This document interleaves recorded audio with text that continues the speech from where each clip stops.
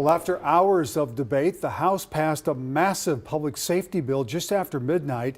It would change gun laws in Minnesota, adding red flag provisions and background checks. It would also make some big changes to the juvenile justice system. Lou Raguse is also live at the Capitol to break that down for us. Lou? Julie and Randy, this bill would fund at least 5 residential treatment centers for juveniles in Ramsey County. It would attempt to steer juveniles away from incarceration, and it would have a very big impact on about 40 people who are convicted and sentenced to life as juveniles who are sitting in prison right now because they could very soon be released. Imprisoned since age 17 for the murders of Katricia Daniels and her 10-year-old son, Robert Shepard, Brian Flowers' best hope for release would be parole after 30 years if he's resentenced to concurrent terms. This is a transformational and historic bill. But with the expected passage of the legislature's public safety bill, Flowers and any other juveniles sentenced to life in prison will be eligible for release after 15 years, which Flowers has already served. A newly formed supervised release board will review cases and make those decisions.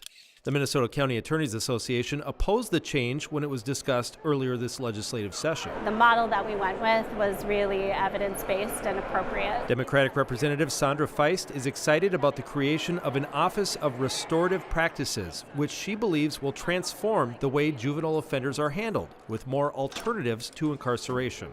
What we really need to be doing is investing early in those prevention, intervention. When kids do get involved, finding ways to support them rather than punish them, trying to ensure that they really have meaningful accountability for their actions and can learn and grow. Well, what are they going to be doing with that money? How is it going to make our community safer? Republican Representative Walter Hudson is skeptical that the money given out as grants through the Office of Restorative Practices, $13 million over 4 years, will make a difference. Once they actually start taking these actions and implementing them, we're going to be able to tell very quickly whether or not it's working, right? It'll turn out in the outcomes.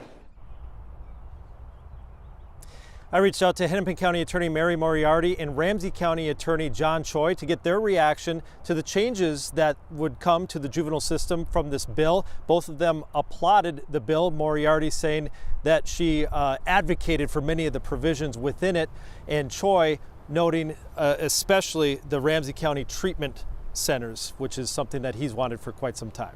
Back to you. All right, Lou.